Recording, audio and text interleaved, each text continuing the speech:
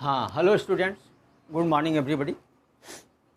देखिए, class 10th के लिए ही ये पार्ट थर्ड लेसन वही है, नेशनलिज्म इन इंडिया। उसका ये थर्ड वीडियो है इस चैप्टर का। हम लोग सिविल डिसओबीडियंस मूवमेंट के बारे में थोड़ा सा पढ़े थे। मैं थोड़ा सा आप लोगों को बताया था कैसे कैसे ये आगे बढ़ा, उसमें कौन कौन सी समस्याएं आती गई, कैसे कांग्रेस के अंदर, कांग्रेस के बाहर लोग इसके सपोर्टर भी थे, कुछ लोग इसमें इंटरेस्ट नहीं भी ले रहे थे। गांधी जी के सामने कई सारी प्रॉब्लम्स आती जा रही थी।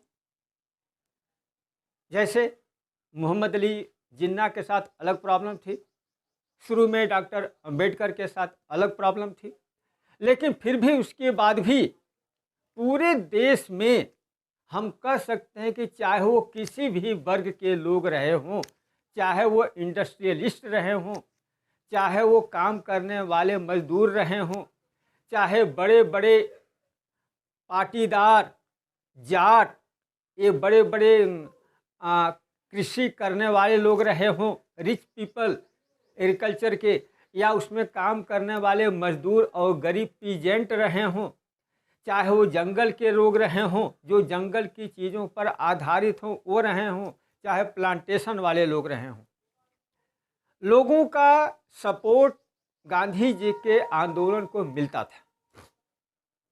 चाहे वो कम था चाहे ज़्यादा था, गांधी जी कोशिश करते थे कि उन आंदोलनों को एक मास मूवमेंट बनाया जाए।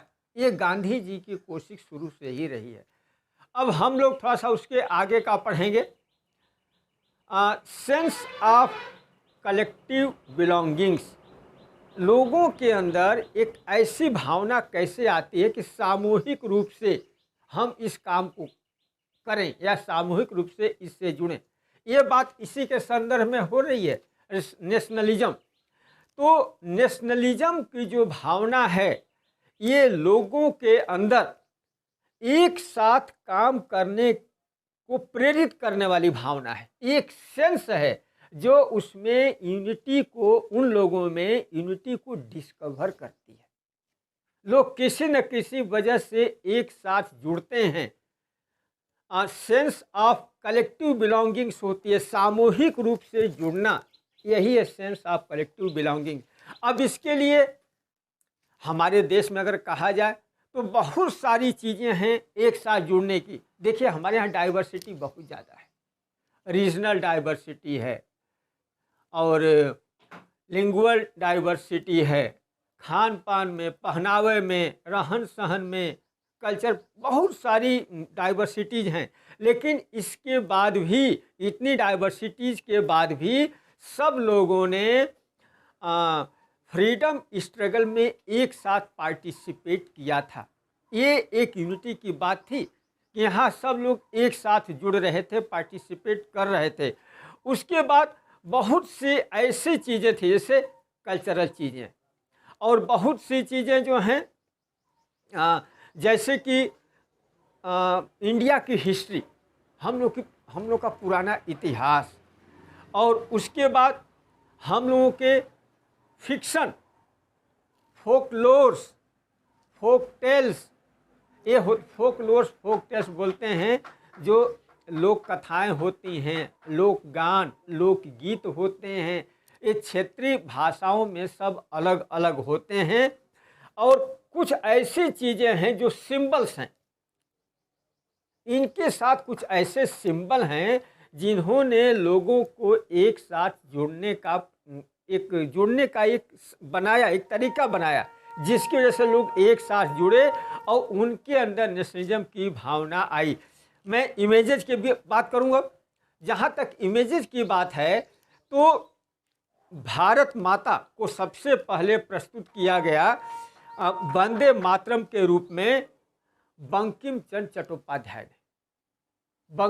चट्टोपाध्याय ने वंदे मातरम में भारत माता का एक सुजलाम सुफलाम करके है ना, उसको प्रस्तुत किया। बाद में उन्होंने अपने नॉवेल आनंद मठ में इसको ऐड कर लिया था। तो ये पूरे देश को जोड़ने वाली एक चीज़ थी।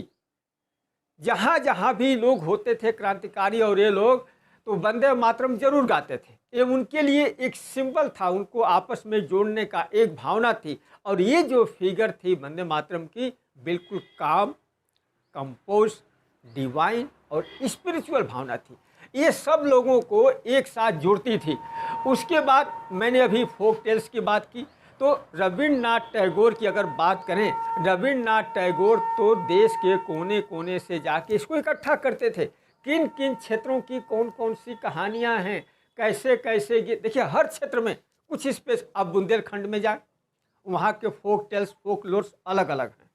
आप पूर्वी उत्तर प्रदेश में आए, पूर्वांचल वाले में, यहाँ के फोक लोर्स, फोक टेल्स सब अलग अलग हैं। और ये सब चीज़ें इनमें हीरोइज्म है, लोगों को इनिशिएट करता है, प्रोत्साहित करता है। और इसको अगर देश के साथ, देश की भावना के साथ जोड़ दिया जाए तो यही चीज़ें लोगों के लिए प्रेरणा का स्रोत बन जाती हैं। बल्कि मद्रास में तो नटेशा शास्त्री ने इसी काम को किया। जिस काम को रविन्द्रनाथ टैगोर ने किया, उसी काम को नटेशा शास्त्री ने मद्रास में किया। अब मैं थोड़ा सा एक और सिंबल की बात करता हूँ, अपने तिरंगे झंडे की बात करता हूँ। शुरू में हमारा तिरंगा झंडा try colour, red, green and yellow, और उसमें 8 लोटस थे। वो 8 लोटस जो हैं ब्रिटिश काल में 8 प्रोविंसेस को डिनोट करते थे। ब्रिटिश काल में जो 8 प्रांत थे, 8 प्रोविंसेस थे, 8 लोटस उनको डिपेंड करते थे। और जो कलर है रेड, ग्रीन और येलो कलर, तो उस समय एक संकेत था। बाद में महात्मा गांधी ने इसी ट्राई कलर में रेड, ग्रीन और बीच में व्हाइट में चरखे का उपयोग किया, एक व्हील का उपयोग किया। चरखा क्या था? आत्मनिर्भर होना बताता था, हमें आत्मनिर्भर होना है, ये चीज़ इंडिकेट करती थी। बाद में तो आप जानते हैं कि झंडे में चरखे का स्थान चक्र ने ले लिया था। तो ये कुछ चीज़ें ऐसी हैं जिनको जो हमारे देश में नेशनलिज्म की भावना को एक दूसरे से जोड़ती थी। और ये सब चीज़ें, इनका बहुत ही बड़ा महत्वपूर्ण योगदान रहा है नेशनलिज्म में, इन भावनाओं को जुड़ने के साथ। और एक चीज़ और आपको बता दूं, इसके साथ साथ हमारे यहाँ कुछ लोगों ने हिस्ट्री का फिर से इंटरप्रिटेशन शुरू किया। ये कहा गया कि अंग्रेज हम लोगों को अनसिविलाइज्ड, अनकल्चर्ड समझते थे। वो कहते थे कि इंडियंस अपने आप को एडमिनिस्टर नहीं कर सकते हैं, इनके अंदर वो क्वालिटी नहीं है। तो जब हिस्ट्री का इंटरप्रिटेशन शुरू हुआ तो लोगों को बताया गया कि हिस्टोरिकल पॉइंट ऑफ व्यू से एंशिएंट हिस्ट्री को आप देख लीजिए, हमारे यहाँ शासन की कितनी अच्छी व्यवस्था रही है।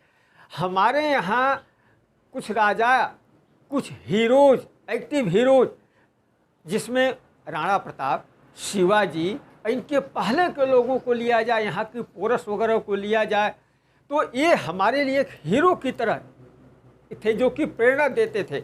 उसके बाद अगर हिस्ट्री में ही मैथमेटिक्स को लिया जाए तो आर्यभट्ट, भास्कर, इन लोगों का काम देखिए, जहाँ जीरो और डेसिमल के लिए पूरे इंडिया जो है पूरे विश्व में मानी जाती है। साइंस के क्षेत्र में, विज्ञान के क्षेत्र में भारत बहुत आगे था। मेडिसिन के क्षेत्र में, मेडिसिन और चिकित्सा के क्षेत्र में तो आयुर्वेद के, भारत का अनुसंधान जो आयुर्वेद था उसके आगे दुनिया कहीं टिकती ही नहीं थी। टेक्नोलॉजी के क्षेत्र में, आर्किटेक्चर के क्षेत्र में, और उसके बाद लिटरेचर देखिए, कालिदास से लेके यहाँ की फिलॉसफी देखिए। तो हमारा जो एंशिएंट कल्चर रहा है वो तो बहुत ही रिच रहा है। तो ये सब चीज़ें हम लोगों को इनिशिएट करती थी, हम लोगों को एक प्रेरणा देती थी कि हमारा जो एंशिएंट रहा हुआ है, हमारी जो प्राचीन चीज़ रही हुई है बहुत ही रिच रही हुई है और हम अपने को एडमिनिस्टर कर सकते हैं। उसके बाद थोड़ा सा फिर इतिहास इधर आ जाए। सेकेंड वर्ल्ड वार शुरू हो गया। सेकेंड वर्ल्ड वार शुरू हुआ तो उस समय ये चीज़ जो नेशनल मूवमेंट की थी, इसकी ग्रोथ थोड़ी रुक गई, लेकिन गांधी जी ने इसको मौके के रूप में भुनाया। गांधी जी ने क्या किया, 1942 में 1942 में अंग्रेजों से कहा कि अंग्रेजों भारत छोड़ो, क्विट इंडिया मूवमेंट चलाया।